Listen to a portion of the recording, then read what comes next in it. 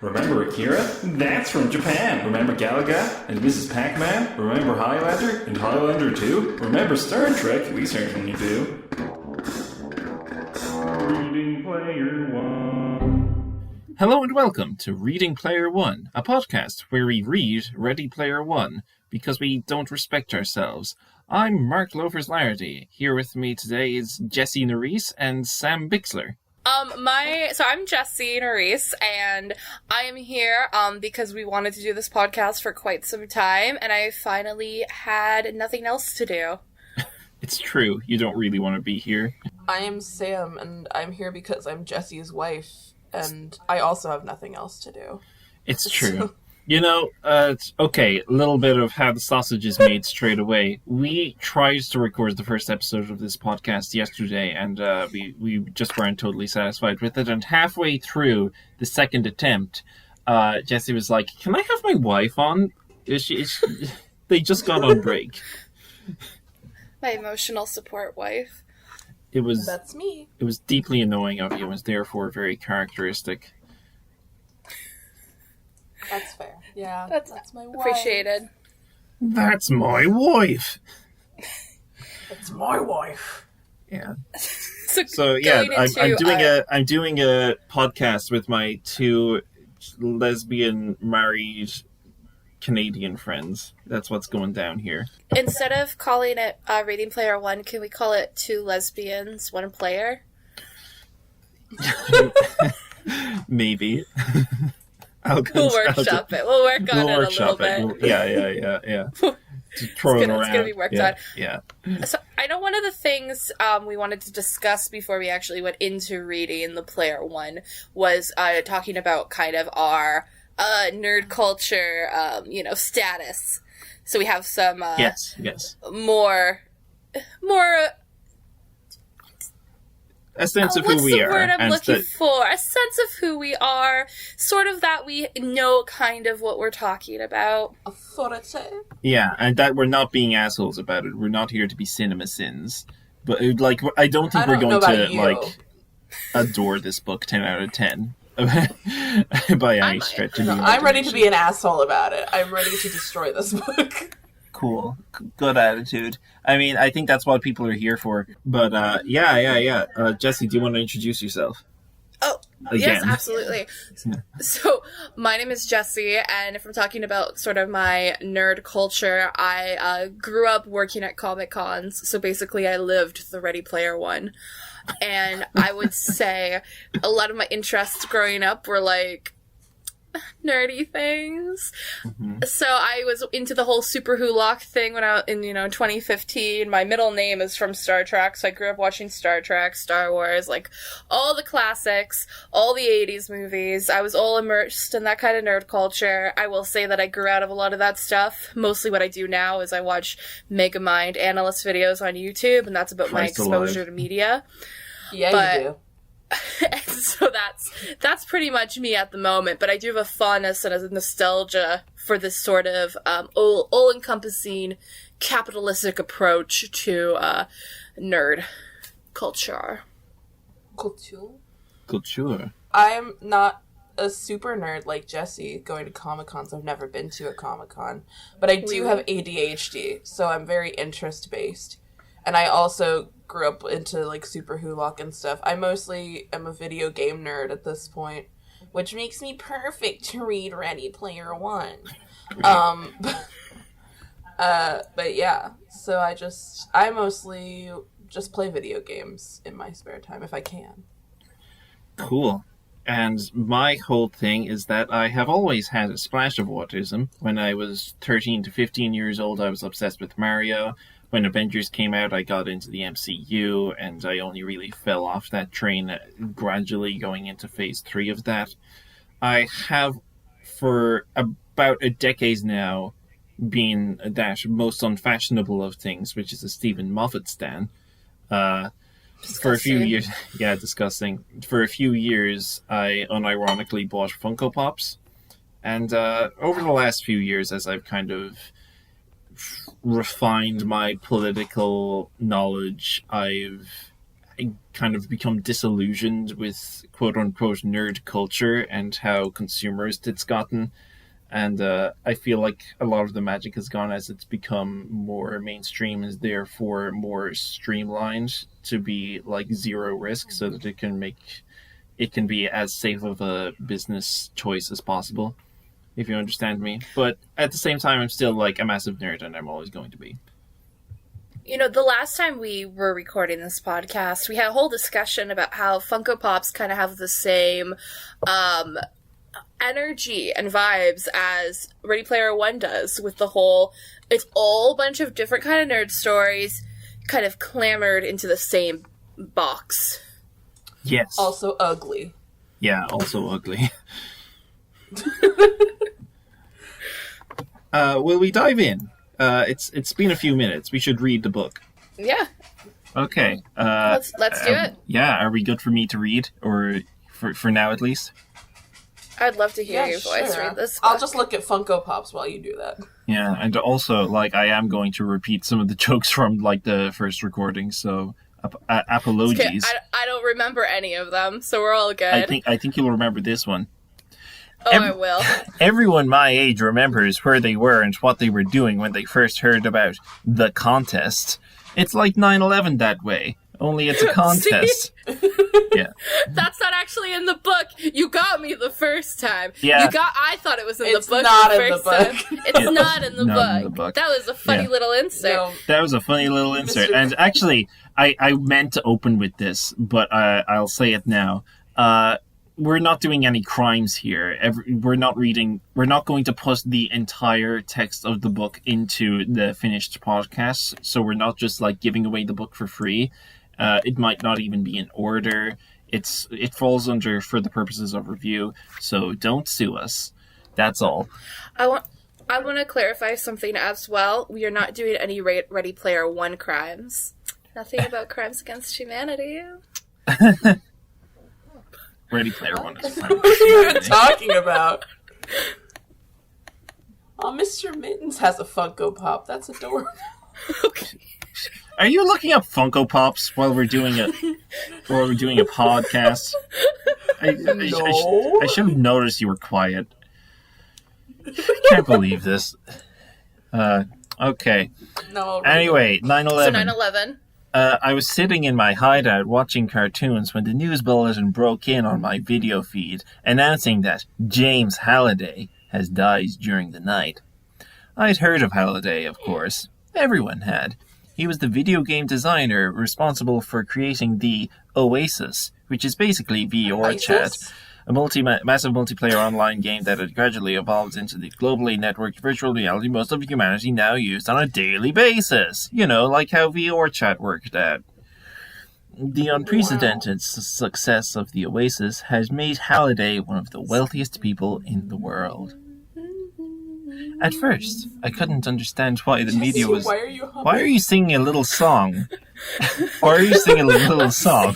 Okay, it's Champagne Supernova by Oasis. Cool. Fuck. Someday you will find me. Company for landslide. I'm gonna stop you there. No crimes. No crimes. Yeah. At first, I couldn't understand why the media was making such a big deal out of the billionaire's death. After all, get ready for some science fiction in this bit.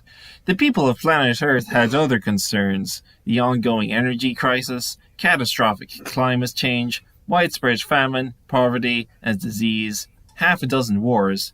You know, and I must emphasize, I'm not adding this as a joke. You know, dogs and cats living together, mass hysteria, setting the tone. Normally... That's not science fiction, that's just 2020. It's 2021 now.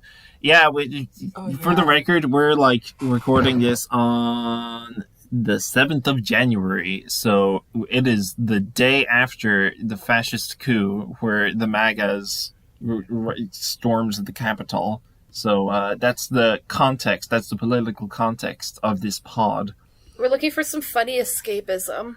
Oh, we're looking for some funny escapism. Normally, the news feeds didn't interrupt everyone's interactive sitcoms and soap operas I actually like that idea. Unless something really major had happened. Like the outbreak of some new killer virus, escapism. Oh, come on! That. Or another major city vanishing in a mushroom cloud. There's some science fiction at last. Big stuff like that.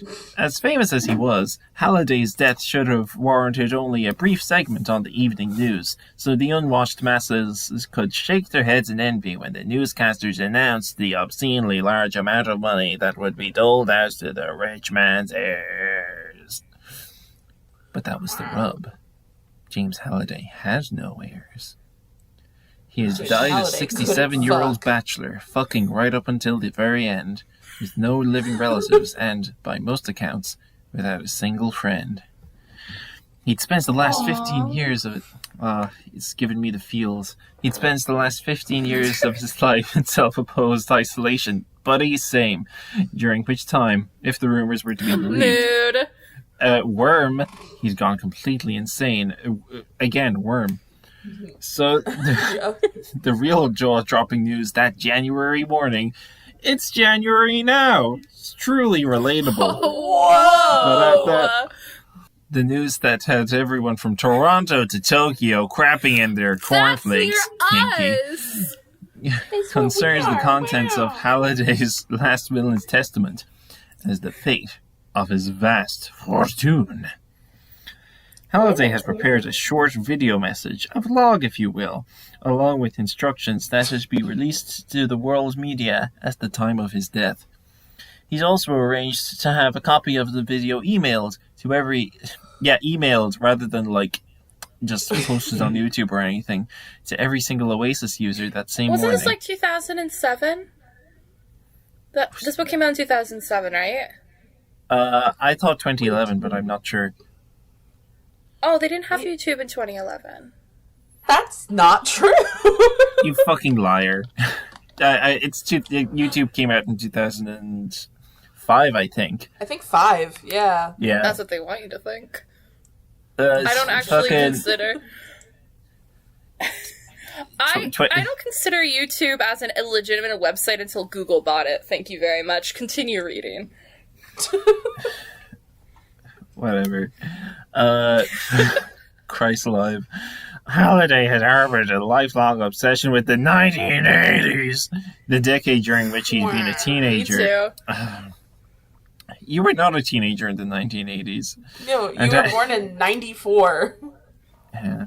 I can appreciate different genres of... Different cultures. Different cultures. Different cultures. Both of those are way out. Anyway, it was crammed with obscure 80s pop culture references, nearly all of which were lost on me the first time I viewed it. Kind of flagging the problem with this entire book, I suspect. So how are we finding it so far? Where are the footnotes? The footnotes are coming. Oh, hell yeah. Some David Foster Wallace energy is a book so far. Is on the horizon. Yeah, Sam, you're right. It sure is a book. It sure is a book. Thanks for listening to the podcast. Bye-bye. No, where we read a book. You're still locked in here with us. I'm gonna keep plowing ahead. The head down, keep going to fuck. Anorak's invitation began with the sounds of trumpets. The opening of an old song called Dead Man's Party. An old song called Undertale. The song plays over a dark screen for the first few seconds until the trumpets are joined by a guitar. Jesse, give me a guitar. That's another fucking trumpet. Nailed it. And that's when Halliday appears. But he's not a 67-year-old man ravaged by time and illness. He's a short skeleton. No, he looks just as he did on the cover of Time magazine back in 2014. This bit in particular reminds me of fucking Rudy Giuliani. he's not fucking weird and old. He's as he appeared on the Time magazine back when people respected him. A tall, thin, healthy man in his early 40s with unkempt hair. Just like Rudy Giuliani. Yeah, and his train-back corner-rimmed eyeglasses. Unravaged by the cruelty of Borat. Unravaged by the embarrassment of 4 seasons total landscaping. Unravaged by whatever bullshit he's gonna suffer in the time between recording this and getting it out. I do want to make a note that you did say guy glasses instead of eyeglasses. Guy glasses. glasses. I do enjoy Great. only guys can wear these. Only guys can wear glasses. If you were wearing glasses and you're a girl, then you're a fake nerd girl. Good thing I'm not wearing glasses. Good, yeah. Also, good thing you're not a girl. That too. Yeah. Okay, really quick tidbit here. I think we got our first footnote, and I think one of the things we should do in this podcast is stop every time there's a footnote and really take that in, because I think the footnotes are probably the funniest part of this book. Oh, for sure. So let's talk about it. I think it's on the 1980s one. I'm not seeing it. Does everyone else see that? I think it's the next page for us, Jesse. I'm so sorry. Well, I'm sorry. I'm super sexy and cool and can find things faster than and you guys. And you got the book from your local library. Oh, I do have a book from a local library, so I get to press little buttons and it takes me to where I want to go. Oh, wow. Okay. Well, let me just read it for you guys real quick then. So you were at the part, I believe, Loafers, where they were talking about how it reveals Halliday. And there's like a bunch of like teens, right, or like extras behind him. We weren't at that part yet, Jesse. You have to wait. Oh, I spoiled it? Oh, okay, you can just cut me out. Just edit this out. Okay, sorry, Loafers. Go back to what you were doing. Yes, ma'am. He's also wearing the same clothing he wore in the Time cover photo. Faded jeans. And a vintage Space Invaders t-shirt! Oh! Wow! What a nerd, am I right, fellas? So relatable. Halliday is at a high school dance being held in a large gymnasium. Yeah, I think we're coming up on it. He's surrounded by teenagers whose clothing, hairstyles, and his dance moves all indicate that the time period is the late 1980s. Okay, so, the footnote. Let me read that out to you guys because it's hilarious. Okay. Careful analysis of the scene reveals that all of the teenagers behind Halliday are actually extras from various John Hughes teen films who have been digitally cut and pasted into the video. So, I love getting that information from a footnote rather than the actual book itself. Real great. It's like, you know what? Yeah, you know, it's Ready Player One, the fucking Oxford Scholars Edition. Well, when we read this the first time, me and my beautiful self assumed that someone else had written the footnotes. So I didn't realize it was done by the author, who's like, you know what? Yeah. Listen, it would be pretty cringe this if I this added book, this of course, being detail based in. on real events. Yeah, well, of course.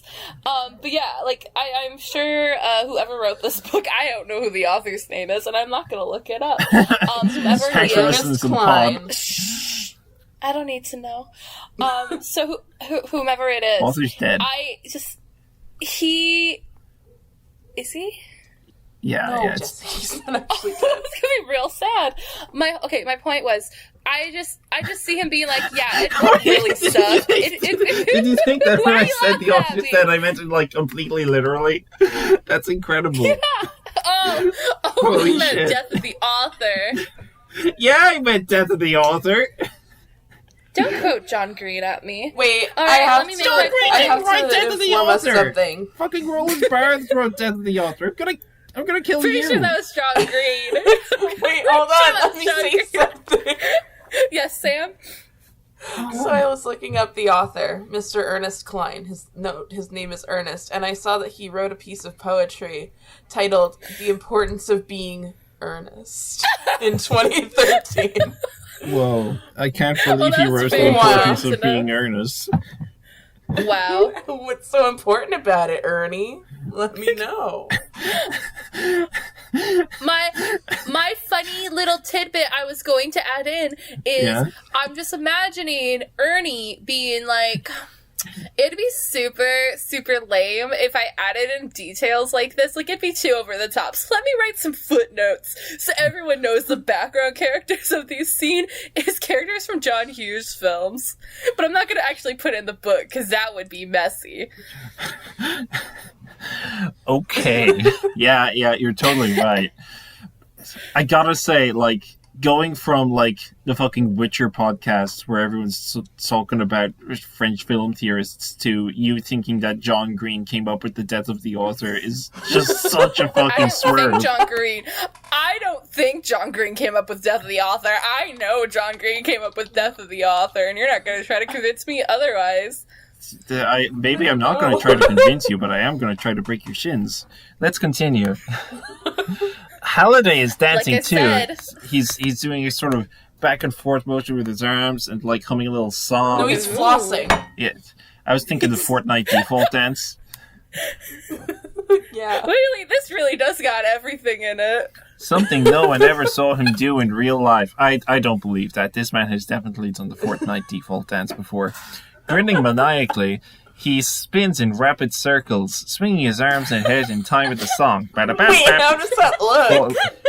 Flawlessly cycling through several signature 80s dance moves. I'm not going to get specific, but you know. But Halliday has no dance partner. He is, as the saying goes, dancing with himself. Dancing with himself. Thanks, Sam. Does that help? Nailed it. A few lines of text appear briefly at the lower left hand of the screen. Listing the names of the band, the song's title, the record label, as the year of release, as if this were an old movie video, as if this were an old music video airing on MTV. Oingo Boingo, Dead Man's Party, MCA Records, 1985. Yeah, this I think is a pretty good indicator. This is our first taste. Yeah, of, like, this book getting really bad with this kind of shit. Like, just listing off stuff from the Wikipedia page. Wow. This book is, like, what to me... I can understand how this book could be appealing to someone, because this is what, like, Kingdom Hearts is to me. Like, when I play Kingdom Hearts, and I'm like, Winnie the Pooh's here? Hell yeah! So I can imagine if you were, like, some nerdy person that also grew up in the 80s, be like, Oingo Bongo's here? Hell yeah! Yeah, so Winnie the Pooh I is get a much the appeal. more beloved figure than Oingo Boingo. Not if you're born in the 80s.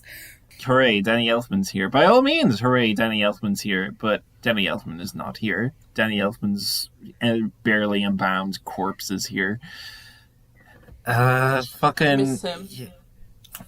Yeah, miss him. F in the chat for Danny Elfman, an extremely dead man. Yeah, but, you know... No, he's not. He's fine. No, he is. Tim Burton. Tom Morton. Tim Burton just controls him like a flippin' mannequin on some strings. It's true. Oh, shit. He does look kind of corpse-like. But, hey, do you guys remember when Oingo Bongo wrote the song about little girls? That was weird. I know almost nothing about Oingo Boingo. I understand. Okay, like, my point is, the obvious point of this book seems to just be, like, making a bunch of references to other shit, and we're supposed to be here like, I recognize that! And, like, obviously I understand the appeal of recognizing things. That does make the brain go awooga, but, you know, it's not very fucking interesting. Anyway. It's fun to read in this format, though, because then we get to go. Awooga. I know that. Yeah. Awooga. Awooga. When the lyrics kick in, ba-da-bap-bap, Halliday begins to lip sync along. Ba-ba-ba-da-ba-da, still guy rating. People think this guy's cool. I feel like he's gonna kill me. Oh, I feel like he's gonna say a slur to me. That too. I feel like he's gonna try something in an elevator. The dancers in the gymnasium behind him vanish, and the scene around him suddenly changes. Halliday now stands at the front of a funeral parlor, next to an open casket. A second... wait. What? Footnote. Yeah. Okay, footnote time. So, Okay, Sam, you're gonna like this one. His surroundings are actually from a scene in the 1989 film Heathers. Holiday appears to have digitally recreated the funeral parlor set and then inserted himself in it. So while we're listening to Loafers read this, we gotta be picturing the funeral scene in Heathers. I have not seen Heathers. Wait, you haven't seen Heathers? Yeah, I haven't seen Heathers. Someone's about to get gatekeeped for not seeing Heathers in this podcast. I'm not gonna gatekeep anyone. I'm just saying it's a good film. I don't know what to tell maybe you. episode 1.5, we'll watch Heathers and talk about it. Let us know in the comments above if you want to fucking Heathers watch along. Hey! Goo giggity goo goo goo. Where the fuck are we? Holiday now stands in front of the funeral parlour. A second, much older Holiday lies inside the casket, his body emaciated and ravaged by cancer. Content warning, I fucking guess. Intimate. Shiny quarters cover really? each of his eyelids. Footnote. High-resolution scrutiny reveals that both quarters were minted in 1984. Why? Who the fuck cares? Who cares, Ernie? 1984 quarters, y'all. I couldn't have lived my whole life without knowing that those quarters were minted 1984. Christ alive. High resolution scrutiny. Does that mean like looking at them? Fuck off. It's either in high resolution or it's not.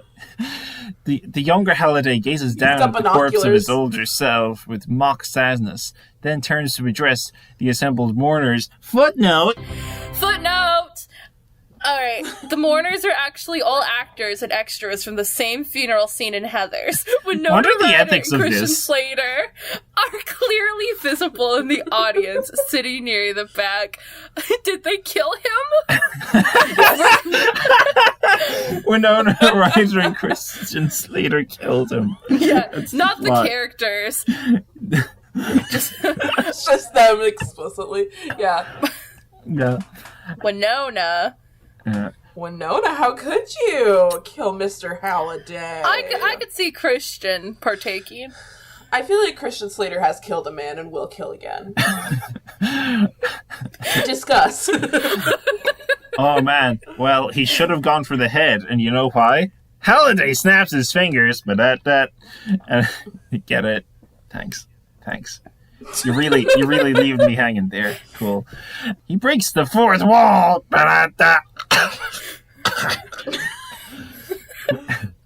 And it's episode 1. Sounds like you're crunching bones. Forget it, he says. Even at that speed, it would take me a month to read the whole thing. Sad to say, I don't have that kind of time. But why is it so long if he doesn't have any heirs? Let me just give you the highlights. The funeral... Oh, thanks. I'm also thinking like a cut and maybe like bangs this time. Shut the fuck up. Cool. This man really likes the drama. Like, Oh, oh my yeah. god, you guys! Yeah. I'm reading out my will, but you guys wouldn't get it. So let's just go through it quick. Yeah, it's the Tumblr did it like this, didn't it? It's fucking terms and conditions. It's just like, let's just show you the good stuff. But like, also it's fucking, yeah, you have to click accept or you can't use the website, so it's manufacturer's consent anyway. Halliday now stands in front of an immense bank vault's door. It's fucking Gringotts or something, probably.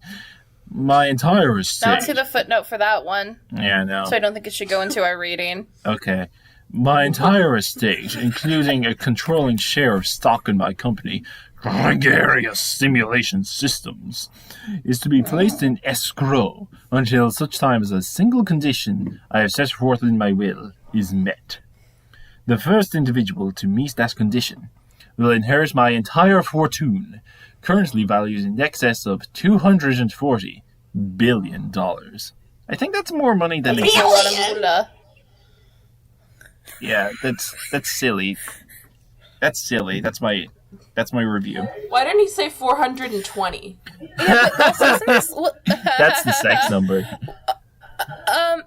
Okay, so wait. When was this supposed to be set again? Is this The 2040? The future. Yeah.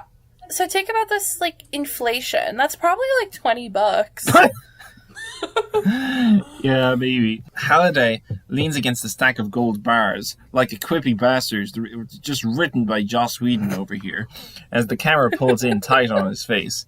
Now, I'm sure you're wondering, what do you have to do to get your hands on all this moolah? Well, hold your horses, kids. What do I have to do, Mr. Holiday? This guy is desperate to be liked, and I feel like it's just the author coming through. Yeah. Hoo-yah. Hoo-yah. Halliday snaps his fingers again, and it's Infinity War reference, as the vault disappears. In the same instant, Halliday shrinks and morphs into a small boy wearing brown corduroys and a faded The Muppet Show t-shirt. Footnote! Yes, footnote. Once I got too excited and I clicked the footnote one. But this happened last time where you were reading and I got super distracted because I was just staring at the Muppets t-shirt line for like 5 minutes because I got real excited about Muppets t-shirt. Yeah, this is the thing. This is how they get you. They just say something you recognize and you're like, oh, yeah. I like Kermit. Hello, Muppet. Right. Footnote, Holiday now looks exactly as he did in school photos taken in 1980 when he was 8 years old. Wow, I wouldn't have guessed I thought he was a looked like teenager kid. in the 80s. Yeah. No, well, Fucking... 9 years old, 1980, so 1985, he would have been... I guess he would eventually become a teenager. Why do but, details about what he actually physically looks like go into the footnote, but the fact that he's wearing a Muppet Show t-shirt get into the main text? It does, though. It says Holiday shrinks and morphs into a small boy, but oh, sure, but like he looks exactly... the finer details. You know, I'm just saying the priorities. But, like, by all means, haha, the reference. How do they make it look like they're on the bikes? Anyway. It's time to stop the light. Very good. Stop the young started? It is time to get things started. The young Halliday stands in a cluttered living room with burnt orange carpeting, wood-paneled walls, and a kitschy late 70s decor. We're traveling back in time. Okay, kid voice. This was the first video game system I ever owned, Halliday said, now in a child's voice. An Atari 2600. I got it for Christmas in 1979. I got it from my dad, and I was like, thank you so much, Dad. This means so much to me. And he was like, shut the fuck up, you pussy. He plops down in front of the Atari, picks up a joystick, not the controller, just the joystick, shattering it, and begins to play. My favorite game was this one, he says, nodding at the TV screen, where a small square is traveling through a series of simple mazes. It was called Adventure. Like many early video games, Adventure was designed and programmed by just one person. But back then, Atari refused to give its programmers credit for their work, so the name of a game's creator didn't actually appear anywhere on the packaging. So the guy who created Adventure, a man named Warren Robinette, decided to hide his name inside the game itself. He hid a key in one of the game's labyrinths. If you found this key, a small pixel-sized grey dot, you could use this to enter a secret room where Robinette had hidden his name. Very trans of him. Finding Robinette's Easter egg for the first time was one of the coolest video gaming experiences of my life. Because games are garbage. Someone hasn't played Skyrim. The games really went downhill. Have you seen Cyberpunk 2077? It doesn't fucking work. It bricked my PlayStation 4. It bricked my PlayStation 4, straight up. Can you believe this bullshit? I paid for this bullshit. Why isn't Halliday talking about the real issues? God damn it. The young Halliday drops his joystick. Again, the controller is destroyed and stands. As he does, the living room fades away as the scene shifts again. I'm happy for the scene. In the same instant, Halliday's appearance also changes once again into Sans as he morphs into his famous Oasis avatar, Anorak, a tall, robed wizard with a slightly more handsome version of the adult Halliday's face, minus the eyeglasses. Wait. The guy glasses. He turned into a wizard, and he said, I'm not just going to be a wizard, I'm going to be a sexy wizard. Yeah, I suppose so. That's his fetish, Jesse. God. I mean, we've all played The Sims. Who among us? Yeah, but I didn't make myself into a sexier wizard. If I'm going to be a wizard, I'm going to be an old guy. I'm going to take on the aesthetic of like a RuneScape wizard. I'm going to have 5 pixels in my face, and that's it. That's because you're a lesbian. Straight men want to be sexy. And lesbians don't. No lesbian has ever wanted to be hot. No lesbian wants to be sexy. We just want to be cozy. Yeah, you might be onto something there. Anyway, before I died, Anorak says, speaking in a much deeper voice. Excuse me. I created my own Easter egg and hid it somewhere inside my most popular video game, The Oasis. The first person to find my Easter egg will inherit my entire fortune. You might think that I'm talking about the video game kind of Easter egg, but it's an actual Easter egg. I crapped it out digitally. Another dramatic pause. The egg is well hidden. I pooped stealthily. I didn't just leave it lying under a rock somewhere. I suppose you could say that it's locked inside a safe that is buried in a secret room that lies hidden at the center of a maze. It's a mystery wrapped in an enigma, wrapped in a burrito, located somewhere. Tasty. He reaches up to tap his right temple. Up here. Okay, you dumb Oh shit, it's in his mind palace, guys. Just like Sherlock. But gotta slide some fucking text across the screen so that people can take it out of context on Twitter and be bitchy about it. Do you guys think he actually hid it under his mattress? Entirely possible. There's only one way to It's find out. not even in the video game. It's not in the video game. But don't worry. I've left a few clues lying around to get everyone started. And here's the first one. He gets his dick out. Anorak makes a grand gesture with his right hand. Again, he gets his dick out. And 3 keys appear, He goes, spinning slowly in the air in front of him. They appear to be made of copper, jade, and clear crystal. As the keys... Isn't that what the 3 wise men gave Jesus? Yeah. no!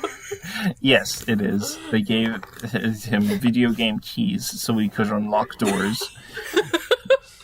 We're all in a simulation. Jesus was the first player one. Truly. It's all well and good for us to make jokes about Ready Player One, but we want to talk to you about the true Player One, a carpenter from Nazareth. BP1 before player 1. As the gold, frankincense, and myrrh continues to spin, Anorak recites a piece of verse. Does anyone know any Bible poems? Our God is an awesome God. He reigns from heaven above. That's enough of that. That's not a Bible verse, but and as he speaks each line, it appears briefly in flaming subtitles across the bottom of screen. 3 hidden keys open 3 secret gates, wherein the errant will Wait. What? No. Let me take this one on. Let me do this one. oh Jesus. These 3 hidden keys upon 3 secret gates wherein Is this the another air 3 wise will men be tasted for worthy trades. Tasted for worthy trades. All those with You said will to tasted. survive. These straits. straits You're not even doing the poem right. will reach the end where the prize awaits. Cool, what was that? Wow. I just know the Star of Wonder. So it's like a 3 wise men thing. Oh. Fun bit. Great bit. Great bit. I'd like it's suitably enough for the subject matter. That's reference humor, and if you don't know the thing it's referencing, sorry. I sure didn't. Good job, though. You didn't understand my reference to these 3 kings? No! Oh, that's what that We've got is. different hymns in Ireland. We've kind of got our These- own thing going on. I don't think that's true. You're the only one who knows what a 3 king is. I don't know that song. I learned a lot of hymns in my Catholic-ass as primary school, but... It's not really a hymn, it's just like a Christmas song. I'm pretty sure Justin Bieber sang it. I don't know it anyway. No, Justin Bieber sang Little Drummer Boy and said, Oh yeah, I know the drummer boy, of course. Yeah, it's on the same level. Fucking... Was it... Can we read the book, please? Absolutely not.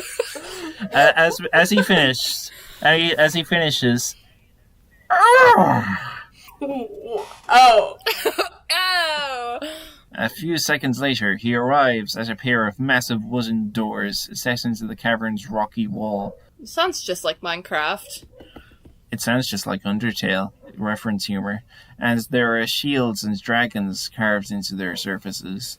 I couldn't playtest this particular game. It's called Minecraft, so I worry that I may have hidden my Easter egg a little too well. Made it too difficult to reach. Forgot. I'm not sure. I'm not going to change that, though. I mean, who gives a shit? It's only $240 billion. That's like $20 in 2040 money. If that's the case, it's too late to change anything now. Okay, that's valid. Fucking development issues. So I guess we'll see. I think this guy knows that they can reach the Easter egg, and he's just adding drama by lying. Of course, that sounds like anything a tech guru has said. Yeah. Anorak throws open the double doors, revealing an immense treasure room filled with piles of glittering gold coins and jewel-encrusted goblets. Footnote! Okay, so, sorry, I got distracted because I thought you said jewel-encrusted goblins, and I was like, that's sick. Yeah. That's cool. Okay. Analysis reveals dozens of curious items hidden among the mounds of treasure, most notably several early home computers, an Apple IIe. Commodore 64, an Atari 800XL, and a TRS-80 color computer. Dozens of video game controllers for varied variety. Excuse me, it's a TRS-80 color computer 2. Thank you very much. No, I think that's saying, like, what else. The 2 is for what else is in the room. Oh, is it? Yeah, it's just text speak, Jesse. like real fucking 2003-ass text speak. Jesse, it's not. Anyways, the room got a bunch of fucking dice in it. Okay? Hundreds there. Cool, thanks for the Hundreds footnote. of dice. Hundreds of You're dice. welcome. Then he steps into the open doorway and turns to face you, the viewer, like Deadpool, stretching out his arms to hold open the giant double doors. Footnote again. Footnote! Alright, a freeze frame of the scene appears nearly identical to the painting by Jeff Aisley that appeared on the cover of Dungeon Master's Guide, a Dungeons & Dragons rulebook. Oh, I know that one. Christ. Yeah. So, without further ado, Anorak answers, suck my dick! Let the hunt for the holidays Easter egg begin! Then he vanishes in a flash of light, leaving the viewer to gaze through the open doorway at the glittering mounds of treasure that lay beyond. Then the screen fades to black. So, what do we think of all that? Yeah, he just seems like really dramatic and wild. And I don't know if I like Mr. Halliday. He seems like an Elon Musky kind of guy, but for I video said that games. the last time we watched it too. I was like, he's got like the Silicon Valley vibe to him. But also he did appear in Gold Dust, so I do appreciate that. I think that this man is a combination of Elon Musk and Dumbledore, and therefore I think he's definitely a bad person. It remains to be seen whether the book is clued in on that. That's your inspectual reading of it? Yeah, that's my read so far. I've been thinking a little bit about Harry Potter lately because while we're recording this, we're just out of Christmas. Yesterday was the last day of Christmas. And, I ended up rewatching a fair bit of Harry Potter. Not really intentionally. It was just kind of on in the way that Harry Potter is on the TV. And, I've kind of been reflecting on how Dumbledore, like Yoda, not before him, Yoda at the same time, kind of looked at the Dark Lord of his universe having a plan and putting that plan into motion, and instead of making like Gandalf and being like, okay, better do something about this and do something specific, Dumbledore's just kind of like, let's see how this plays out. And I'm getting that kind of a vibe off Halliday, that he's just sort of like meant to give off a genius vibe, but he's an asshole and an idiot. That's my read. Well, that's the vibe I'm picking up on. Have you guys seen the movie? No. No. I respect Okay, so myself I a little have, bit. and in the movie, well, I saw it in theaters, so I don't. Cool. What I remember from that is in this beginning scene, it's very apocalyptic where they live. Like, it's like, meant to be extremely, like, in the pits of, like, depression, you know, it's very sad. So you have to think of the ethics of Mr. Holiday, being, like, this super rich millionaire, billionaire dude in a world. He's basically the Jeff Bezos. The fucking what? The Jeff Bezos? Yes, I can't pronounce anything, okay? It's not a bit. I'm just bad at it. You put in a whole consonant there. Bezos. The Jeff Bezos of this world, because all these other people are starving, and he's like, why don't you come get all this money in my video game instead of donating it? Yeah. Well, here's what I don't understand is how do they even know that the money is real? Like, he's obviously in a VR simulation. He could just be lying. He could just have no money and just be like, it's me, Mr. Halliday, and I want to trick poor people. I don't know. I guess, like, the book wants us to believe that this man has $240 billion, so I think it's fair enough to just roll with that. It definitely sounds like the movie is getting at least some kind of basic, this man is insanely rich and everyone else is insanely poor, and that's actually bad. So, that's the vibe I remember from it. Yeah. We will see if that exists in the book, because that might have just been Spielberg. Yeah, good old spiel. Alright, Good old spiel. Do we want to continue? Yeah. At the end of the video, Halliday included a link to his personal website, which no one would know otherwise, which has changed drastically on the morning of his death. For over a decade, the only thing posted there has been a short looping animation, a GIF if you will, that showed his avatar, Anorak, jacking off in a medieval library, hunched over a scarred work table. Oh, he is mixing jacking potions, if you know what I mean, and poring over dusty spellbooks.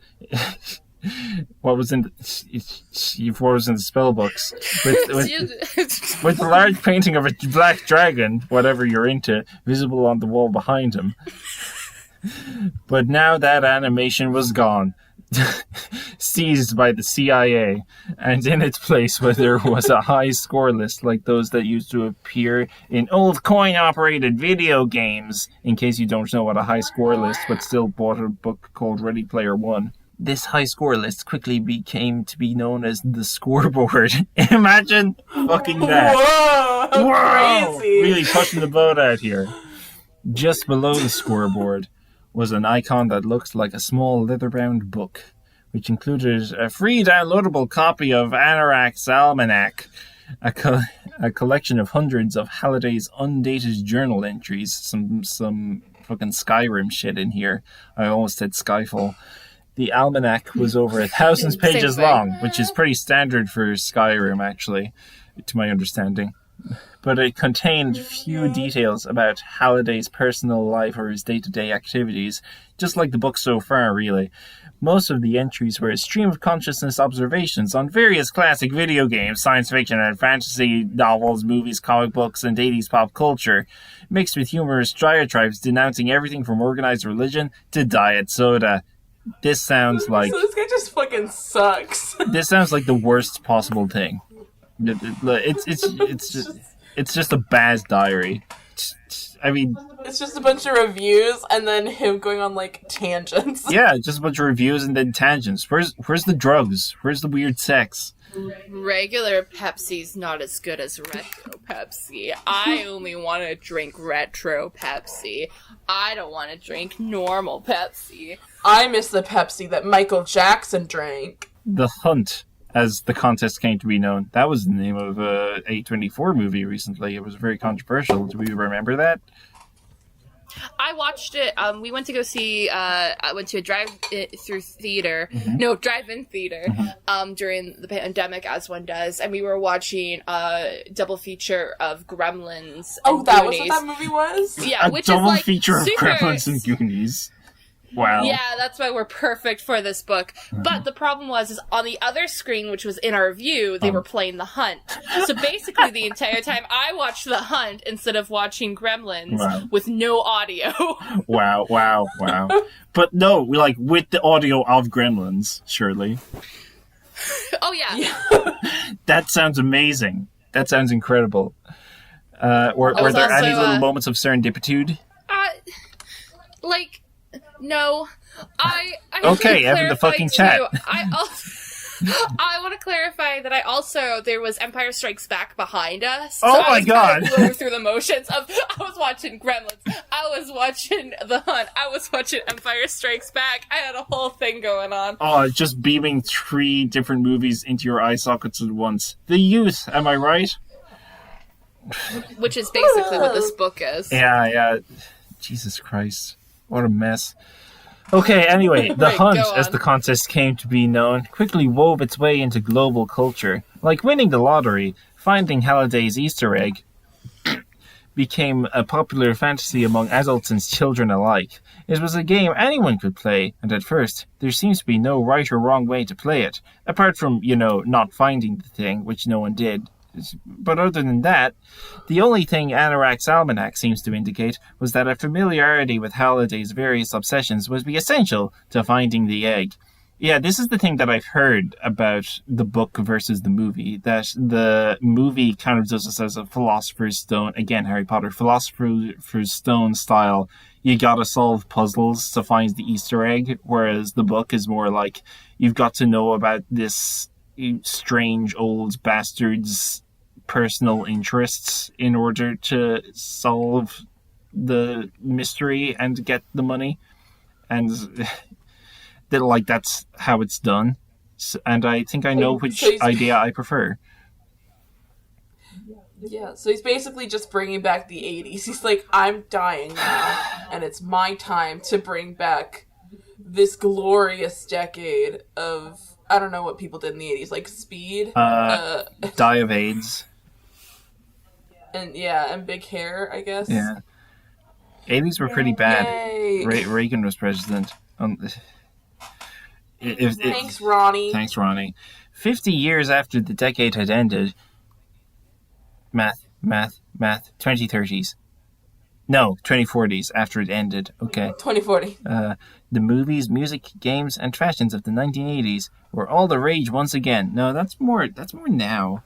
By 2041, spiked hair and acid-washed jeans were back in style, and covers of the hit 80s pop songs by contemporary bands dominated the music charts. Sounds awful. People... Oh, this is just now. Yeah, this is Does just that ever now. go It away? fucking sucks, and it's his Does it ever fault. stop? A new subculture was born, composed of the millions of people who now devoted every free moment of their lives to searching for Halliday's egg. It was called Vaporwave. At first, these individuals were known simply as egg hunters, but this was quickly truncated to the nickname Cunters.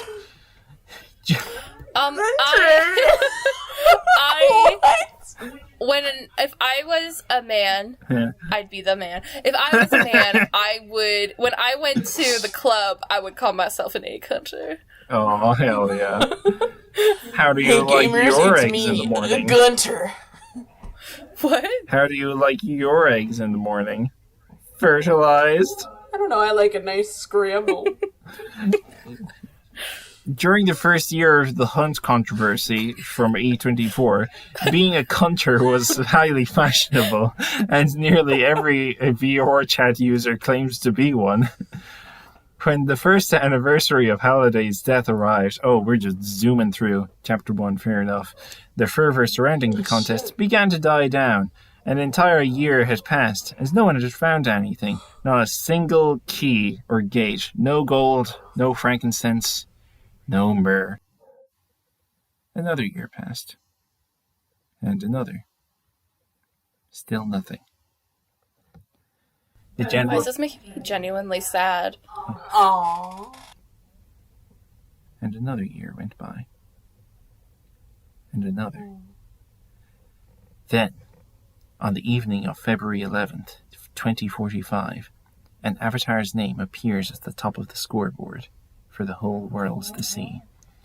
After 5 long years, the copper key has finally been found by an 18-year-old kid living in a trailer park on the outskirts of Oklahoma City. That kid was me! Dozens of books, cartoons, movies, and miniseries had attempted to tell the story of everything that happens next, but every single one of them got it wrong. So I want to set the record straight, once and for all. To be fucking continued, am I right, fellas? Oh, are you clapping? Hooray. So, what do we think? I mean, I'm enjoying it so far. It's not the worst so far, which is the best I can say about it. I just want to say, when we first started filming the podcast, the first time we went to do it, I did make a little funny joke that I feel like by the end of this podcast, we're not only going to love this book, but we're going to love each other a little bit more. That's true. Aww. Fuck you. Alright, I think... No, we're gonna get a divorce. We're gonna, at the end of this, we're divorced. Our opinions about Ready Player One are gonna divide this marriage too far.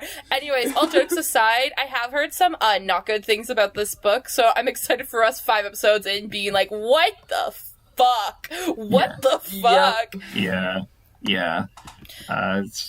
We will always be honest.